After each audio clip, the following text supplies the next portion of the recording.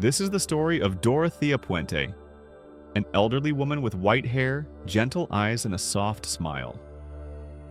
To her neighbors, she was the kind grandmother who cared for the homeless. But behind that kindness was a woman burying her victims in her own backyard. What looked like charity was actually one of California's most chilling murder cases.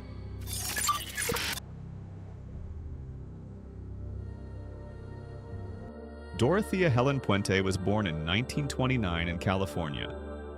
Her childhood was dark. Both parents were alcoholics, and she grew up in foster care. As an adult, she wanted to appear respectable, a lady of generosity and manners. By the 1980s, she ran a boarding house at 1426 F Street, Sacramento. She welcomed elderly tenants, the poor, and the mentally ill. She promised them food, safety, and care. Everyone called her Grandma Dorothea, but her sweet smile hid something terrible. In November 1988, police began investigating the disappearance of a man named Alvaro Montoya, a mentally disabled homeless man who had been living in Dorothea's house. A social worker reported him missing. Officers came to question Dorothea. She seemed polite, cooperative, and harmless, but something about her garden caught their attention. The ground looked freshly disturbed. When they started digging, a foul smell filled the air. Soon they uncovered a human body wrapped in cloth. Dorothea calmly stood on the porch, watching as officers kept digging. One body, then another. By the end, 7 bodies were found. Each body belonged to one of her tenants, people who had trusted her, a people society had forgotten. Police were horrified. They soon discovered that Dorothea had been collecting her victims' social security checks even after their deaths. She would drug them with sleeping pills, suffocate them, and bury them in her backyard. Then she'd forge their signatures and keep the money for herself. Neighbors couldn't believe it. They described her as kind, motherly, always helping the poor.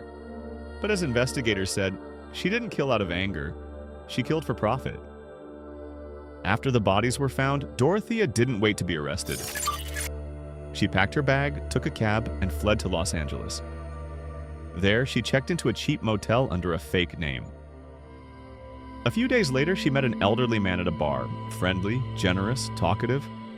But he recognized her face from the news, the so-called death house landlady. He quietly called the police, and Dorothea Puente was arrested without resistance. Dorothea's trial began in 1992 and lasted several months. She faced 9 counts of murder. The evidence was overwhelming: drugs, forged documents, and the buried remains. Still, she sat quietly in court, dressed neatly, smiling politely. Her defense claimed she was a kind woman who helped the poor, that she had simply buried people who had died naturally. But the jury didn't believe it. She was convicted on 3 counts of murder and sentenced to life in prison without parole.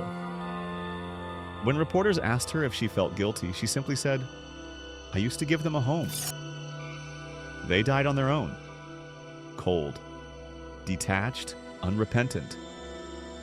Dorothea Puente died in 2011 at the age of 82 in prison. Even until her last day, she insisted she was innocent.